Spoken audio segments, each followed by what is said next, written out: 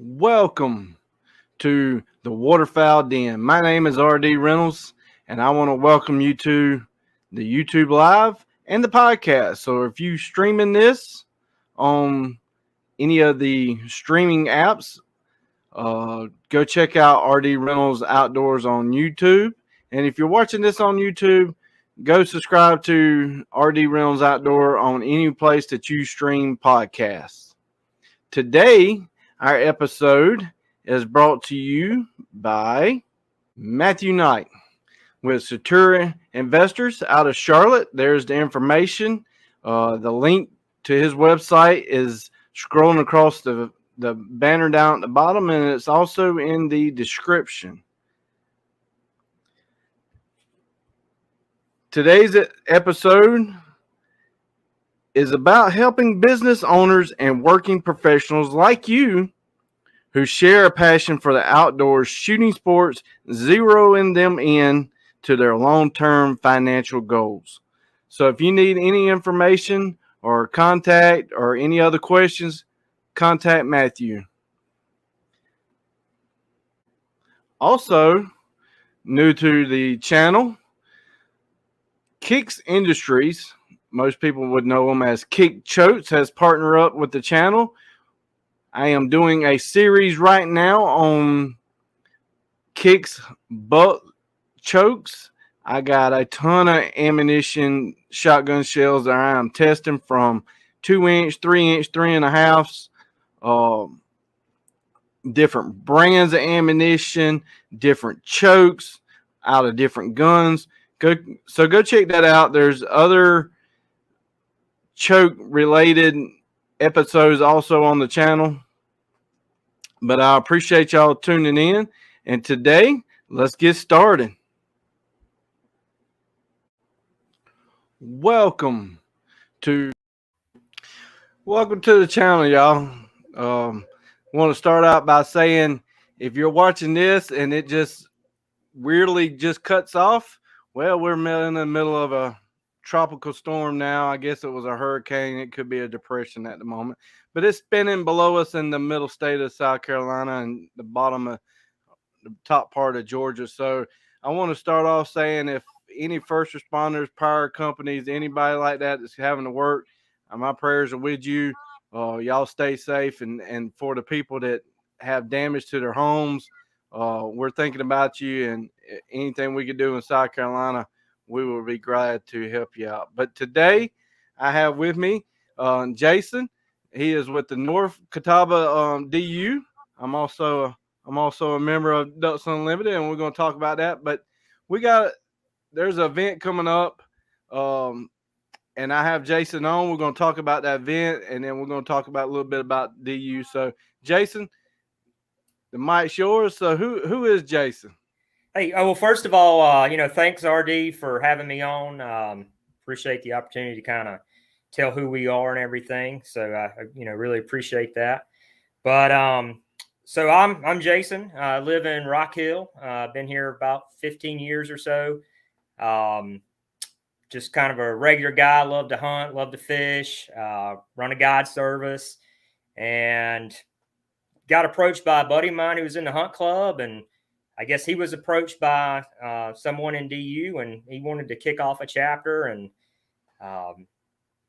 we went from there. We kind of rallied up a group of guys and formed a chapter, and now we're off and running. So this is our third year for North Catawba, which is basically based out of Rock Hill, but York County, Fort Mill, Rock Hill, that's kind of our chapter area. Nice. So y'all got an event coming up, and I'm going to share that screen so we can talk about it. Y'all got an event coming up, and I saw the flyer, and that's the reason I wanted to have you on. That way, help get the word out. Y'all do a lot for South Carolina. So here's the event. Let me make that one bigger here. I'll add it. There we go. So tell us about this event y'all having.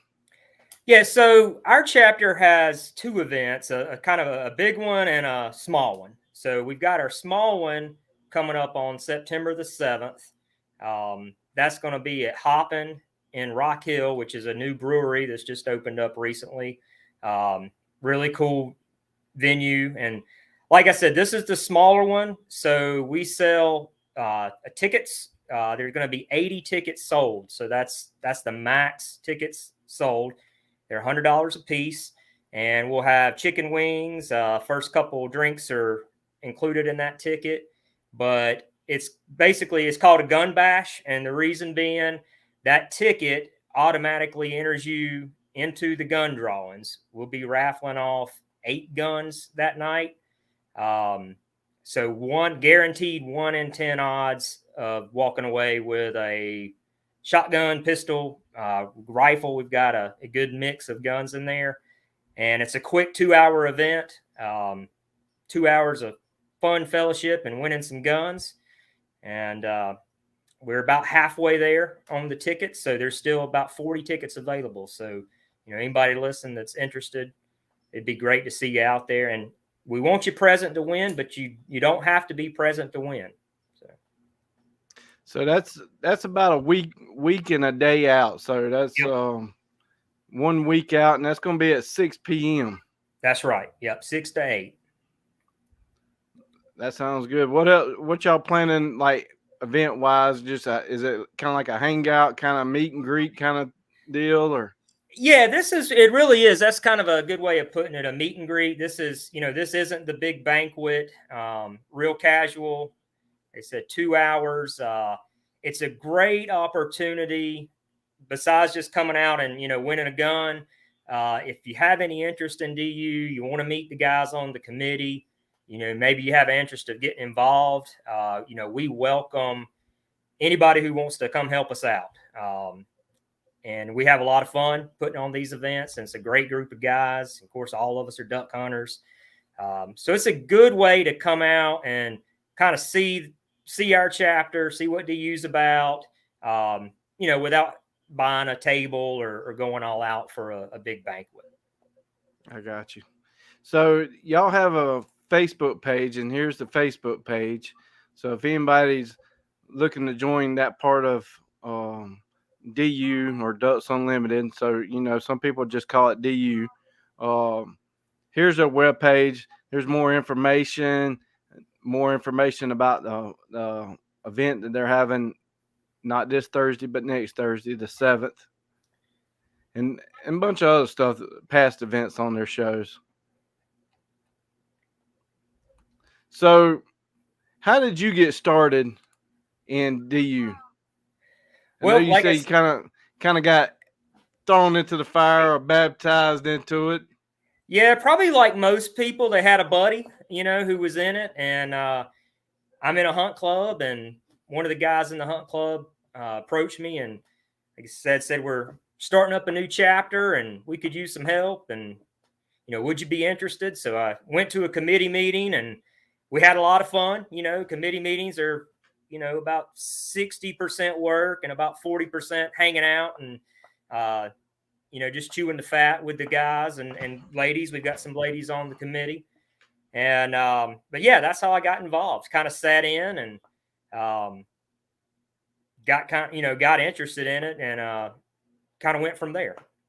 And so like I said, for the people that may not know Ducks Unlimited and what they do, or just listening to the podcast or watching this video on live or after the fact, what does DU do in general, and what are they doing for South Carolina and say our local community?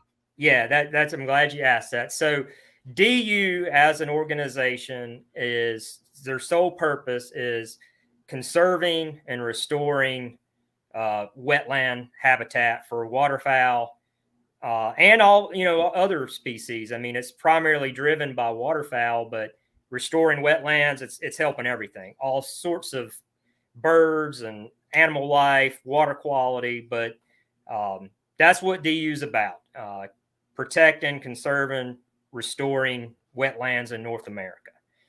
To date, DU has conserved right at 15 million acres in North America. Right. So, but that's what DU's about, and 80% of all the fun, over 80% of all the fund raised goes directly to what we say goes into the mud. That's going straight into habitat improvement acquisition. A lot of that does go to Canada though for the prairie grounds of it.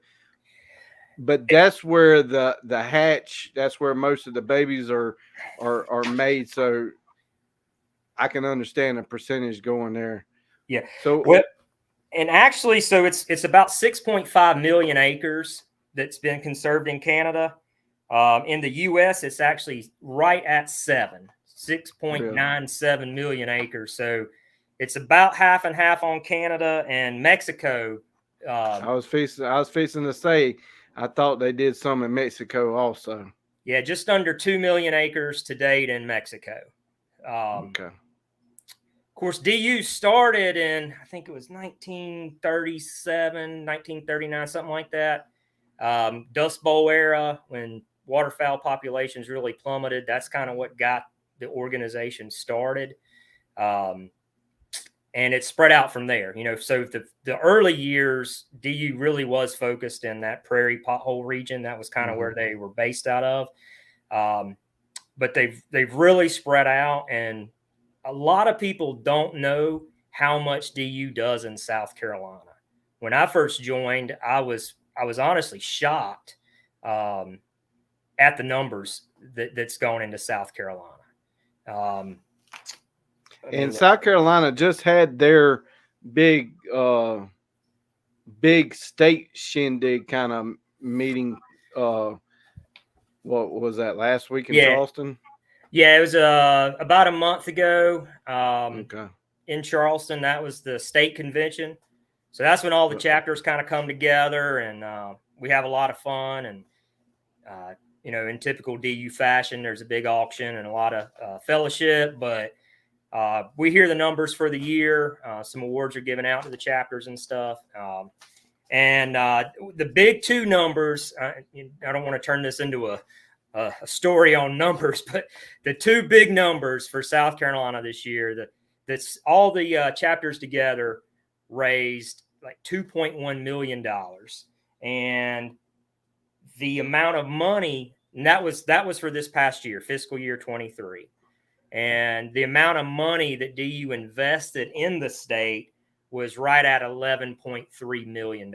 So a huge return on the investment, going straight into projects here in South Carolina. When does them projects start? Is that something like this year that they already had pre-done, or basically maybe next year? So two of them that were completed this year was the Tibwin unit, which that they had a big youth hunt out there, and that's in McClellanville. And Murphy Island, which is part of the Sankeet Coastal Reserve, that's a Category 1 draw hunt for the state. Right. So those two were completed, and the ones that are ongoing, so they're still active projects that are still will be funded into this year. Part of the Santee Delta East, which was damaged in a hurricane, and that was the Category 1 that they've had to close. So that is now, the East is now complete, and we're hoping that gets opened back up for hunting again. And Santee Delta West is 80% complete. Also doing work at the Savannah National Wildlife Refuge.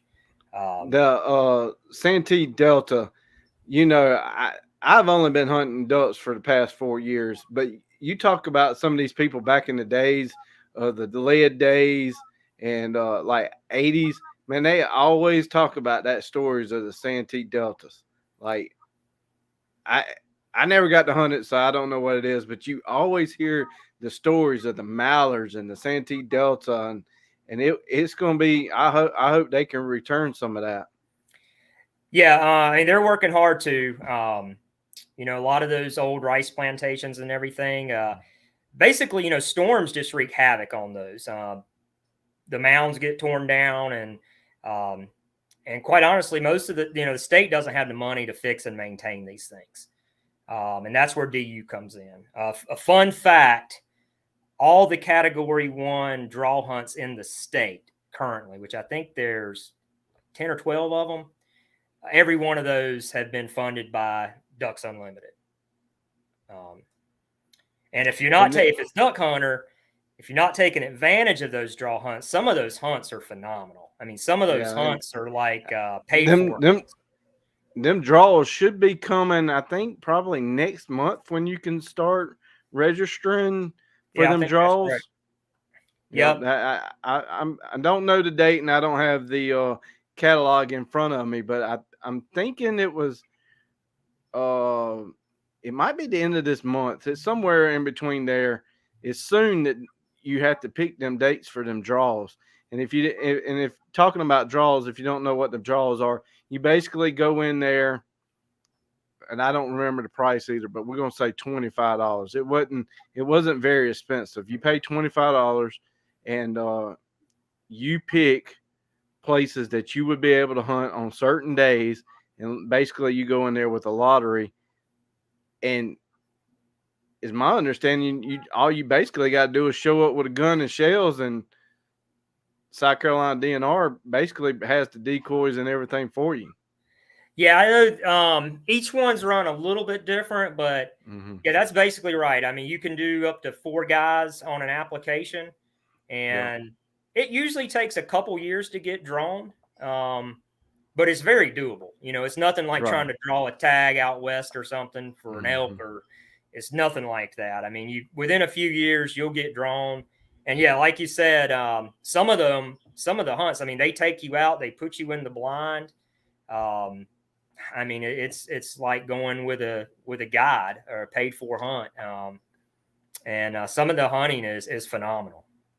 I know last year after they did the draw, there was a few slots still left open. I know they contacted people, hey, are you available this day to come hunt? Because they were looking for people to fill them spots. Yeah. And I know I got contacted, but it was on a date that I was already going to the Outer Banks, so I couldn't go. But they were active trying to fill them spots. Yeah, I think a lot of people probably just forget about it. Myself included. I do travel hunts every year and everything, and never thought much about it until some of my buddies started getting drawn for these hunts and coming back and telling stories. And I make sure every year now I'm putting in my applications, and just something you get in the habit of doing annually. And like I said, you end up going to some really, really good places. And I cut you off when you were talking, but you were saying the Savannah refuge down there. That's a pretty big refuge too. Yeah, real important kind of stop off ground. So yeah, all these things are important. The ducks, they've got to have places to go. They've got to have food to eat, and you know how development is. I mean, we got to keep these places intact, and it's not good enough just to take the land and set it aside. You can't just take an old rice field in the Ace Basin and just put the land in an easement and say it's going to hold ducks and be useful for ducks. It takes a lot of management, which takes a lot of money to manage them right. But that's what DU's doing. Like I said, the states just can't afford it, and most of what DU does, if it's not direct land acquisition, it's restoring these wetlands and then turning it over to, in South Carolina, DNR for them to manage it. So it's going into public land. This is land that we can all use. Like, so a lot of us draw. Category 1's the lottery, but there's Category 2, Category 3 hunts that are I'm not sure all the rules on them, but this is accessible. Is the point that I'm making? Regular guys like us, we can take part in this. It's not private stuff. Yeah, we definitely would like to have some of that more rice being planted down there. because that would help with the feed because you got to have food. They got to have food, and you know, they talking like we might actually have a really good winter this year. There's a chance that we might actually have some cold. Uh, I hope this waterfowl season's good. Yeah, that's what we always hope for is a good winter and lots of snow. Just north of us, Hmm. which is Yeah, South Carolina. That can be difficult sometimes to get lucky and get that. But yeah, I mean, I think we always get excited about the possibility of a good cold winter. I mean this year December, heck, I was hunting in the duck blind with a t-shirt on, almost swatting mosquitoes. I mean it was definitely warm. Yeah, we did some sea duck hunts, and we were literally wearing shorts and t-shirt. Yeah. I'm pretty sure if it didn't hit 70, um, it was real close to it. Um, Well, but I hope this year, like you said, we need some cold, but we need cold also up north to push them birds. yeah, Because I definitely would like to see more mallards in the state. yeah, yeah, and it kind of hit or miss. But I mean, one thing about South Carolina though, there's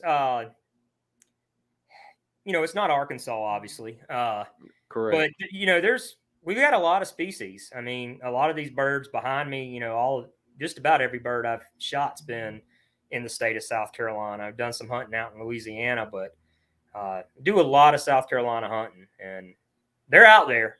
You just Yeah.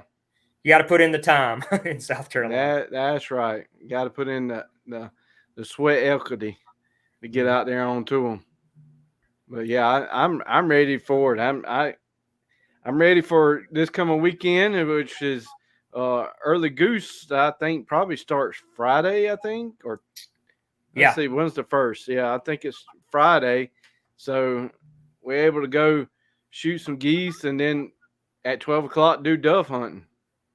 yeah. I mean, I think everybody's getting excited about this time of year. Everybody's itching to get out there and get after some stuff. So we've been sort of pent up all summer. So I Yeah, think everybody's ready to get out and do some hunting and looking forward to some cooler weather to do it in. that that's exactly right. Dove season just brings in a little bit of practice time. That's Lets right. you lets you get back in the swing pattern and Yeah. missing birds. Yeah. Yeah. Good little startup. And Absolutely. Um, I see that ruddy duck behind you. I got two ruddies right here too. Uh, okay. I love some ruddy ducks. Yeah. I think they're a cool duck. There's a lot of cool ducks out there. I love, to me, a bufflehead's probably one of my favorite ducks as far as, mounted. It's just a beautiful duck. Yeah, some pintails behind me, and of course we have a lot of wood ducks, down on our hunt club. So we shoot the swamp up a couple times a year, and the mallards behind me came right out of Chester, at our hunt club. So they're Uh, around. Like I said, they're just not yeah, around by the droves, but last year guy shot a black duck in Lancaster, so they're here. They're rare, but we got them. Just got yeah, to, I got like you said earlier, you got to get out there to them. yeah. I mean, Which I've got a buddy who has a buddy who's literally shot almost every species there is on the Catawba River. right, Canvas, yeah. I mean, again, not in great numbers, but redheads, canvas backs. If you get out there, you just never know what's going to come flying by. yeah, I was hoping to get out there this weekend, but now with all this rain, I don't know how that's going to affect them geese out on the Catawba. There is a lot of Canadians on the Catawba. Not trying to Yeah. share no information, but if you want to work, and when I say want to work, there's a lot of geese on the Catawba River, but you Yeah. got to work for them. Yeah. I've done a little goose hunting on the Catawba, and yeah, it's you got to find some spots, and like I said, you got to be willing to work. We've got a little spot down there we have to take the boat into and then canoe in, and Yeah. But yeah, they're out there.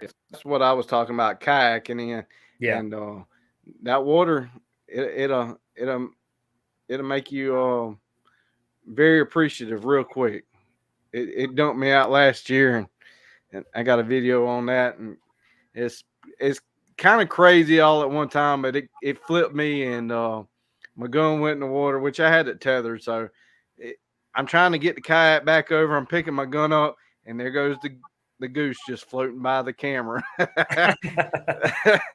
And I'm like, oh man, but it's memories. That's what Yeah. it is. It's memories. Yeah, one of my favorite, we actually got it on film, was from a hunt we did last year off of Oak Island, North Carolina. And my buddy who was mating for me that day went to retrieve a duck out of the boat. You know, we're out in the ocean, and it was about 2-foot chop. So not the greatest of days. And anyway, he took a unexpected plunge. So he got cooled off real fast. Yeah, it's them little holes that get you. Yeah. Yeah, you always got to be ready, especially in the ocean, for sure. And then everybody else laughs at you. Oh yeah, I mean that's making memories, what we call it. So we still like to pass that video around. That was fortunate somebody was taking his picture. Of course, he got a little upset that we were too busy taking his pictures instead of trying to help him get back in the boat. But we got him in. Yeah, I did that in real foot. All the guys were jumping off the front of the boat and walking the land. And I jumped off the right side, and the right side was about 4 foot deeper than the front of the boat. And I went under real quick. Oh yeah. Yeah. But you got to be paying attention. Duck hunting is really fun. It's a really good sport. Great to take kids with you, but it can be dangerous by yourself. That's for sure.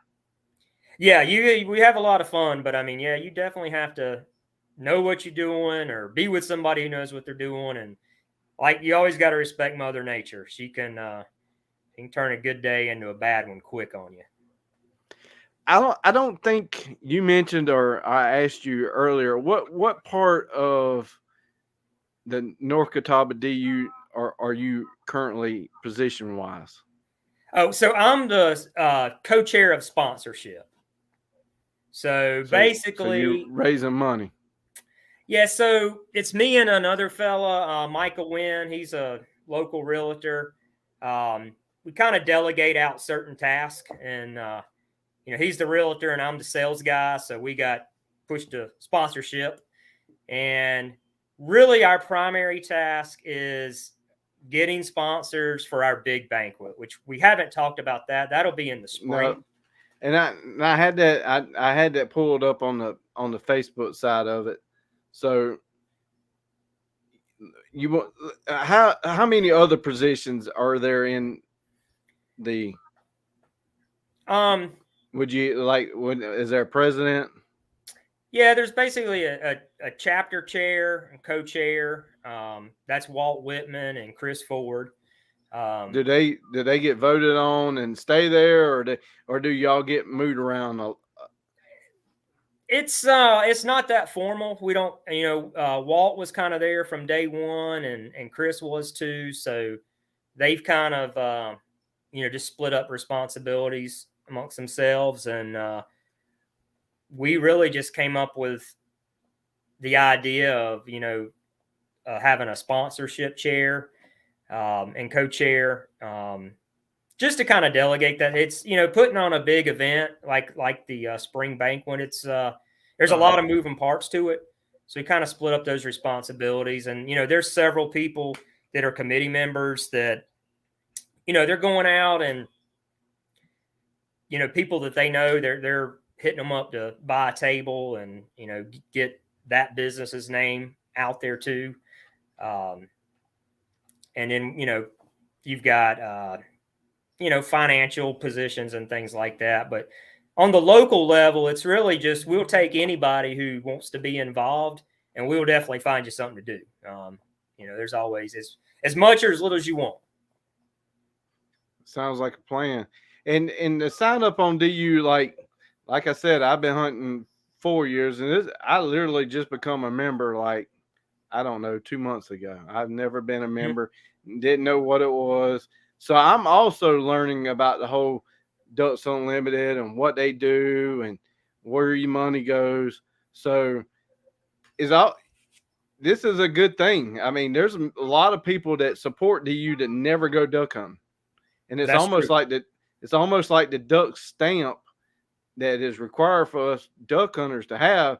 But there's tons of people that buy that duck stamp that never go duck hunting. They just give that money for the stamp for it to go back into the comfort. Them restoring. I think that's more federal, but just like the DU, there's plenty of people that support DU because they know where the money's going and what they're doing it for. Yeah, I would say there's a handful of different types of members of Ducks Unlimited. Of course, there's the hunter group, and that makes up a big portion of them. Like I said, all of this is going for conservation. So anybody Right. that's into conservation, whether you're a hunter or a non-hunter, a bird watcher, an environmental, whatever, you got a spot in DU. And then, there's a lot of people who really just love coming out and having a great time at the banquets.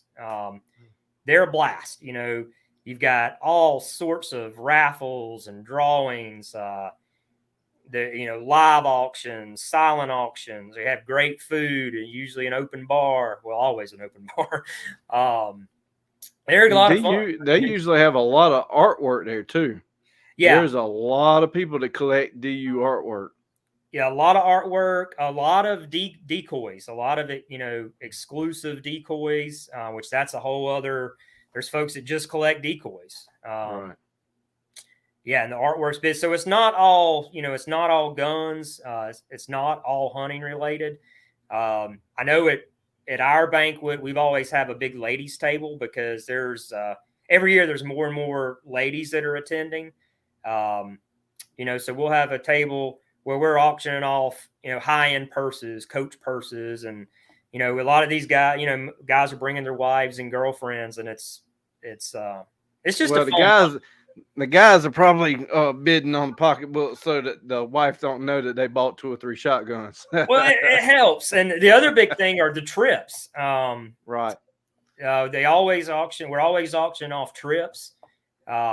In fact, at the state convention, for exactly the reason you just said, trying to even the playing field a little bit, me and my wife are going to Tuscany next year. So that was a trip that we got through DU in the live auction, and also going to Cabo in February. So that's another DU trip. So, and they raffle off and auction off plenty of hunting trips. But again, you don't have to be a hunter to have, there's something there for everybody. Right. So I'm gonna pull up the Facebook page again.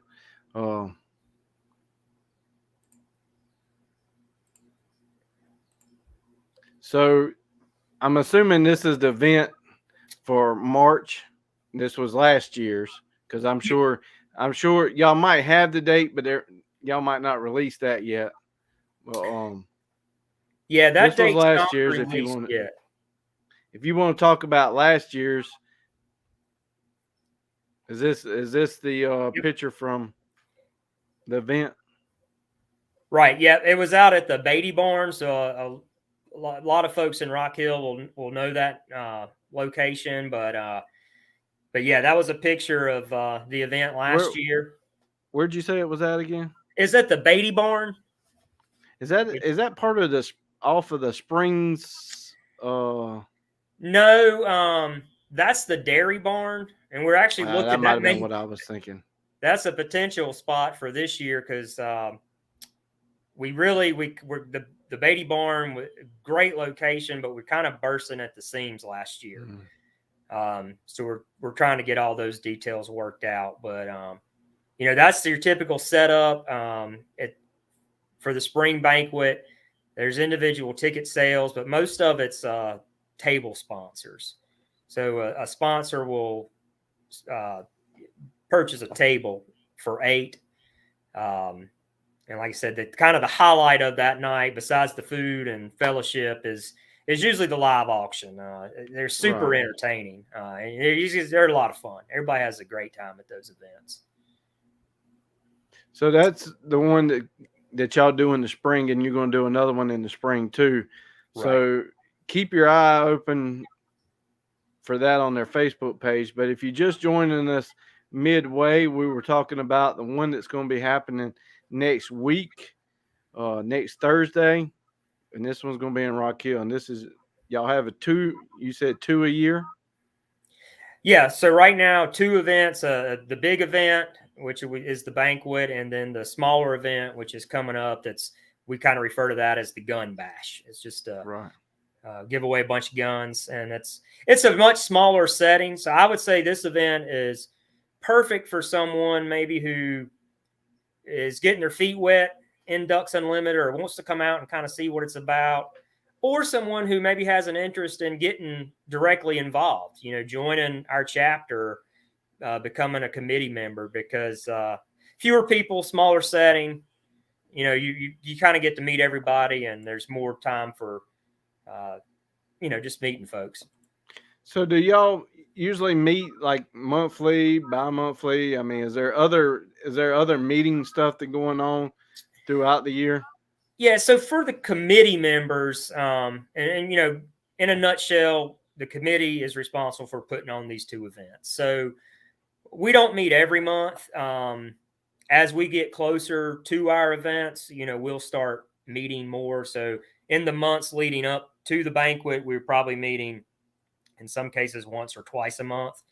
But we didn't meet all summer. We're communicating via text, and we all go to the state convention, and there's always something going on with DU. So if you want to do something, there's always somebody that's got a banquet, or there's a workshop, or state convention going on. One really cool thing that Ducks Unlimited did last year, they had an exclusive event called Feet and Feathers. So are you familiar with the brackish bow ties that a lot of the young guys are wearing, that are the handmade feathered bow ties? It's a company out of Charleston. They're super popular, and we had just a kind of a one-off event in Greenville, South Carolina last year, and that was kind of the first black tie event that I've ever been a part of with DU. But everybody that's what I need is a tie. Yeah. Us fatter, fluffier people don't do bow ties. That's more of the young, skinny guys that wear bow ties. Well, I'm so fat that I mean, I'm not fat, but I feel like when I put a bow tie on, I become Mr. Peabody.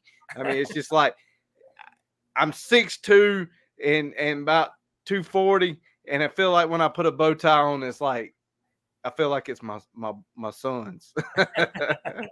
Well, there's a fair amount of folks in DU that probably rock a double X jacket, and they look like they were trying to squeeze a dove to death under their chin or something. But that's hilarious, squeezing. That's funny there, a dove. That's about the truth. But yeah, there's always something going on, and these events, they're a lot of hard work for the committee members, but they're a blast. I mean, these are everybody. If you've never been to one, I'd tell anybody, get a ticket or get a table if you own a business and want to get your name out there. We do, as sponsor co-chair, one of the things we really, really focus in on is making sure that our table sponsors get as much as they possibly can, because they're the ones that are raising the money. All this money that's going into the mud, it's coming from regular folks that own businesses here in town, and just regular people who are buying tickets. I mean, it all adds up. And then the money raised from the auctions and the raffles and all that, it's regular people. It's not like big government grants are poured in. It's the millions of dollars that we talk about. They came from just regular folks. Right. And I hear a lot more lately about DU and in universities. Like there are some university colleges out there right now that are probably, my understanding, probably bringing in majority of the money. Like there is like a couple colleges that compete with each other, and they're just young college kids basically doing a great job at bringing in a lot of money for conservation. Yeah, most of the colleges in the state now are having, they have the chapters, and they're ran by the college students. At the state convention, the Citadel, um, and I think USC. Don't hold me to it. I don't want to make any of the colleges mad, but being in Charleston, the Citadel, I knew they got several awards. And all those awards are based on the revenue that they've raised, and it's Right. a bunch of young guys, a bunch of 20-year-olds that were involved in raising money, and these are all Charleston fellas, so they're getting out in the John boats and during duck season and raising money in the summertime. So That's great. That's great to hear too. So, anything else you would like to talk about on uh, this section? I know if y'all watching this, he is going to be on again later. Like he said, he does have a guide service, so we will see Jason again. I'm going to have him back on before duck season started. But this is mainly just for Ducks Unlimited and trying to get people to join. I think basic membership of DU, I think what, $25, $35 is, you know, $25 can go a long way, especially if a couple hundred people doing 25. That's a lot of people. The yeah, little money adds up. and something else, if you attend any DU event, you are automatically you become a member. So if you buy a ticket to the Gun Bash, in addition to the drawings and everything we've talked about, you're automatically going to be a DU member. They're going to send you a card. You're going to get the So magazine. that's interesting. That's the first time I've ever heard that. Yep. Yep. Even if you are a guest, so at the big event where it's all tables mainly. Right. Say I sponsor a table and I Mm-hmm. invite 7 guests. As long as you register when you come in, it takes about 30 seconds to give them your name, email address, phone number, that kind of thing.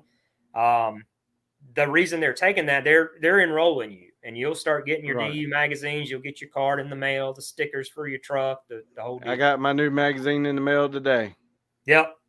Yep. Yep. It's Got a big sitting old behind me mallard here. on the front of it. Yep. I hadn't even had time to look at it yet, but yeah, it came in the mail today. And Yep. for that, I'm pretty sure it was $35. I think is what minimum is. I mean, you get a nice T-shirt, a nice shirt, a pullover. It's constantly changing. Uh, you get a magazine that comes monthly or bi-monthly.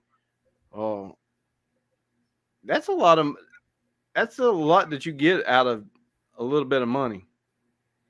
Yeah. Yeah. It's a lot of bang for your buck. And I know at one time I think I was getting 4 or 5 magazines because I'd get it on Facebook or Instagram where if you become a member of DU, you get this pullover or this T-shirt, and I'd see it. Oh, I want that, so I'd sign up and Yeah. just to buy the T-shirt, and here comes another magazine. So everybody I know gets a magazine, so there's no Right. shortage of DU Oh yeah. magazines. They all end up at work, and they're always usually in the bathroom in the magazine holders and stuff. So I mean, Yeah, them magazines, I mean, and they're put together nice too. And in this age of magazines, you don't see many magazines anymore. Back in the day, I don't know, we ain't even gonna go that far back in the day. Let's just go 10 years down memory lane here. You used to could go stand in Walmart, read the magazine while your wife was shopping, or CVS. They had a huge magazine aisle. Them days are gone. yeah, Everything's everything's going digital. online. And at least you still have something to hold in your hand and can read. Yeah, I think they'll. I mean, we're getting more and more advanced too, but I think we'll always have the paper magazine. Right. And the artwork in them is so great. I just flip through it and just to look at the pictures, and so yeah, like I said, they're put together really well. So I got on this page here on the other screen here. Let me go back. I got DU's website pulled up. It talks about the first off is ducks.org is the main website, and it has the conservation, the hunting, and all kind of events and media. There's all kind of stuff that you can look at, and I noticed recently there's the new stretch pullover. The one I got was camo. I mean, they're constantly changing, and DU, even like we said earlier, there's people that join DU Ducks Unlimited that don't duck hunt, and they're if you have never listened to podcasts, you need to first add RD Reynolds to the podcast. And then secondly, add DU. Ducks Unlimited's got some really good podcasts. I mean, I really like listening to these podcasts because they have a lot of very interesting people on all the time. All the time. And it's just not it's not just shooting, it's decoys. It's not too long ago they had the lady from Remington, and she tells her background of I never duck hunted, I never shot a gun before, and here I am promoting Remington, and there's some really cool people that they have on all the time on the Ducks Unlimited podcast. So Yeah. if you it's very interesting. So I'm plugging that for DU. I really enjoy their podcast, so go check that out for sure. And it's free. I mean, you can learn a lot about duck hunting, the breeding. They talk a lot about how funding is. Like I said, I'm just starting to learn about DU. A lot of people have the mindset of, well, I'm just giving them money and it's going nowhere. And it's getting told more, where that money goes, where it's staying. And I'm glad to hear that money is getting put back into Santee Delta. Yeah. Well, here's a number for you since you missed. So since 1987, the amount of money that's been spent just in the state of South Carolina. So just going into the mud in South Carolina since 1987, $82,477,953. That's as of fiscal year 2023. Wow. So, I mean, for South Carolina fellas, we mentioned that $1.2 million raised, $11.3 million spent last year. If you're a sportsman of any kind, you need to be part of DU, because I'm pretty sure I'm correct in saying there's no other organization out there doing what DU does for waterfowl. And there's some other great organizations. That's not a knock. We want all these organizations to be successful, but it's not all going to Canada. It's not all going to the Midwest. There is a ton of money being spent in South Carolina, and that's gonna transition into just continually better hunting, and better duck populations, which is the ultimate goal. So yeah, there's a lot going on here in state. And I hope that some of them fires that Canada had doesn't hurt our population. I'm hoping that the way they're saying is the breeding is looking really good for this year. They just released the stats on that, so hopefully it didn't harm any of them mating and hatcheries. Yeah, I haven't seen any reports specific. Haven't really looked either, but yeah, I have not heard anything negative thus far about that. So maybe we can get some pintails in South Carolina. That's for sure. We killed one that must have got lost about 2 miles. I ain't gonna tell the spot. It was out in the ocean about 2 miles. Wow. Yeah, I can't kayak 2 miles, not out in the ocean. I might would be like, yeah, I kayak out there, but I can't kayak out in the ocean. And there's a couple of comments on the side here that where people was joining in on YouTube and Facebook. Buddy Mike here, he's like ducks, ducks, ducks, and then Jay from Georgia, he commented. He said, "Get him to give his info on his guide service." And like I said before, we are going to have him back on, and we're going to talk about the guide service. But this one was just tonight about Ducks Unlimited in North Catawba DU. But I'll let him have a free plug for himself. So what's your guide service? And that is in South Carolina and a little bit of North Carolina. Yeah, a little bit in North Carolina. So it's Twin Creek Outfitters and Guide Service, and I mainly operate off of Lake Watery. Got a lodge down there on the lake. Catfish, striper, crappie. Have a lot of fun catching catfish down there. And then in the wintertime, we'll kind of switch gears. And I love all duck hunting, but past few years I've got where I love sea duck hunting and doing all inclusive and day trips.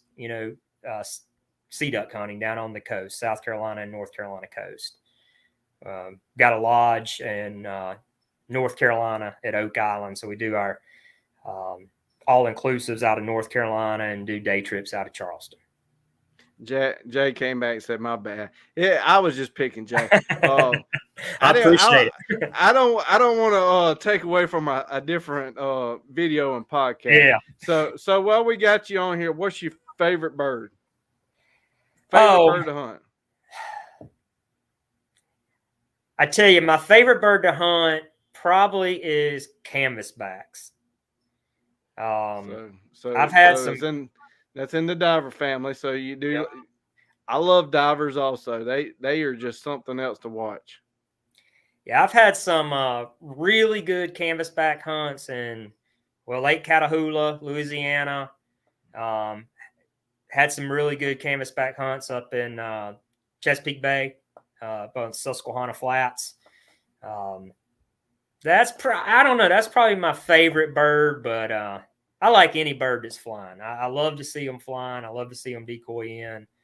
And the more I do it, the less I like to shoot, don't get me wrong, but I really like to see the birds work and see people, especially people who don't do it all the time, getting out there and enjoying it.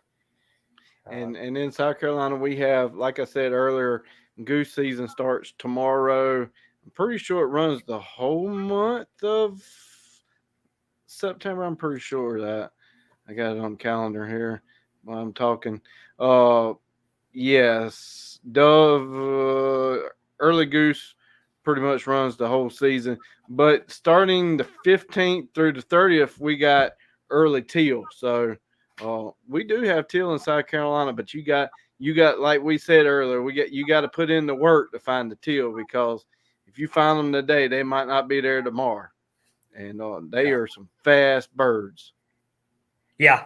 I've never shot a teal in South Carolina. I've never really gone after them.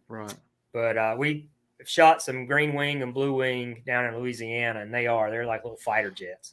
They just buzz you. They will make you look really bad shooting, but I don't think people could take into consideration how fast they are flying. Yeah, they are. Like I said, they're like fighter jets, and the buffleheads, they're like little hummingbirds out there buzzing around your decoy. Little butterball turkeys.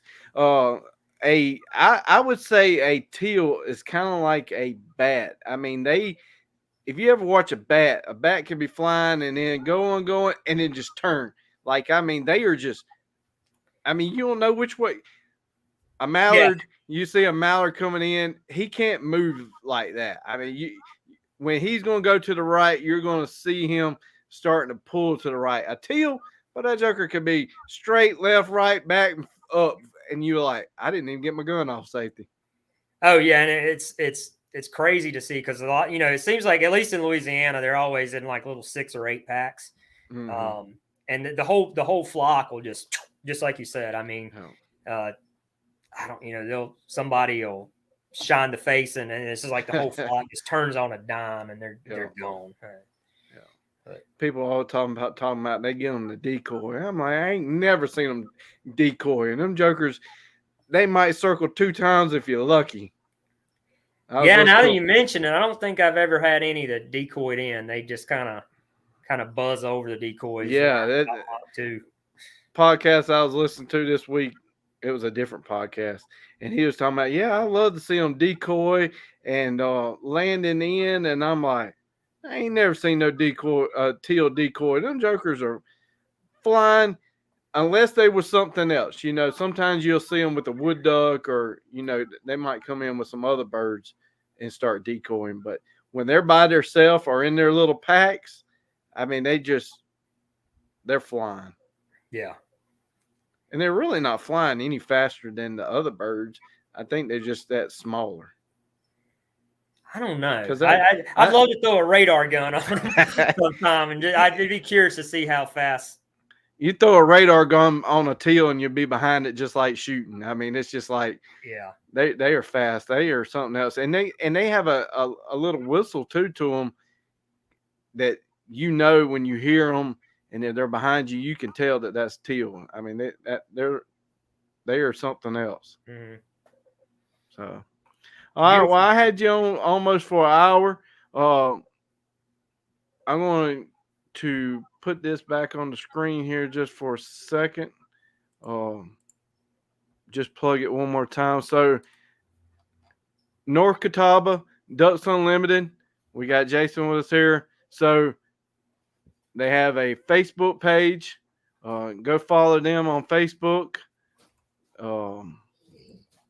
Reload that real quick. And then, again, the main topic tonight was the Sportsman Night Out, not this Thursday, but next Thursday in Rock Hill. So, like I said, I saw the event. I wanted to help share that out for you and maybe get a couple more people interested in it. And we learned a little bit more about Ducks Unlimited.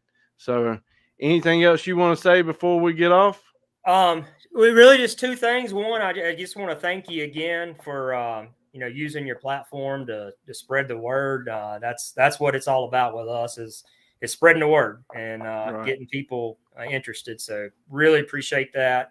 And other than that, I would say, I know you've got a bunch of listeners, and they're probably not all in Rock Hill, and that's all right. I mean, all the DU chapters, everything's going to the same calls. There's a chapter in York. There's a chapter in Chester.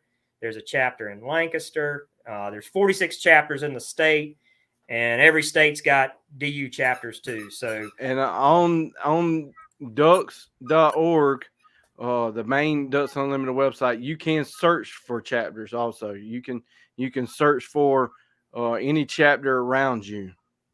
And if you don't have a chapter, and you're interested in starting one, taking it by the reins, DU does an excellent job of just our chapter is 3 years old, and I think we're number 6 in the state, and that was because the DU guys came down our first banquet and showed us how to do it, and they've helped us every step of the way, and they're always looking for more chapters. So if you if you want to start a chapter, you can do it. Right. Yeah, I'm not itching into that yet. No. I'm just trying to get my feet wet in this YouTube channel and learning all this stuff about podcasts. So I appreciate you coming on, and we'll talk to you again for sure with your guide service. But again, come maybe, I don't know, January, maybe February, we'll get you back on and we'll talk about, the upcoming big event y'all gonna have, and we can catch up on maybe if there's a new venue, what's going on, maybe talk about some of that stuff. So that sounds good. Maybe we'll get you out to film a hunt with us too. That'd be good. I I might drop the camera because I want to shoot too. Well, we get somebody to hold it for you. Heck, I miss. That'd be me. All right, this one's yours. Just a solo. Psh, I miss. Well, you wouldn't be the That's first why- one, that's for sure. See, that's where they get you. You know, all these YouTube channels, they're shooting these ducks and stuff. They don't show all the misses. No, They- yeah, that they editing they comes edit in that handy. out. That's right. And you know, they just got like three or four different views of massive shooting and birds falling, but it's actually the same view, just different angles. But the power of an editor is a great thing. I But tell yeah. you though, duck hunting, you know, it's one of the why I love it so much. It's a social hunt. You know, you're Right. out there with buddies. It's not like deer hunting where you have to be quiet. I mean, you could socialize while you're waiting, and then and again, you know, it's about making stories. And the misses, you know, that's where the ribbon starts and where the fun starts. So Right. And you know, we was talking about the magazine earlier. I did flip through it when it came in there, and I haven't looked at it all the way yet. But there was a grill.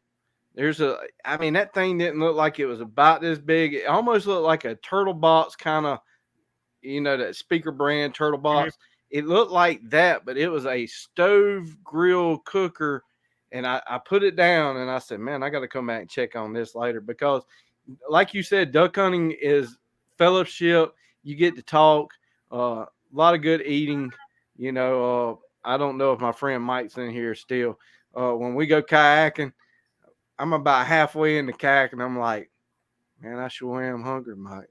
I sure am hungry. It's about time to start dipping into them snacks. And, you know, it's just good time, good memories. That's what it's about. And you can't do that. You can't do that duck hunting. I mean, deer hunting. Yeah. right. Yeah. You can't be bringing those scuba snacks in. Yeah. You can't be crackling no oatmeal cream pie or Christmas trees. Right. Ain't nothing like that. Ain't nothing like snacks in the duck blind. So that's right. all right. Well, I appreciate you having you on. Thank and hopefully the event turns out good for y'all and y'all raise a good bit of money. That's the main thing. And the more y'all raise, like you said, the more stays in South Carolina and in conserving ducks all across the country. That's right. So, all right. Well, I appreciate it. I appreciate everybody tuning in. Go check out the other videos and check out the website. And I'll talk to you later. See y'all next time.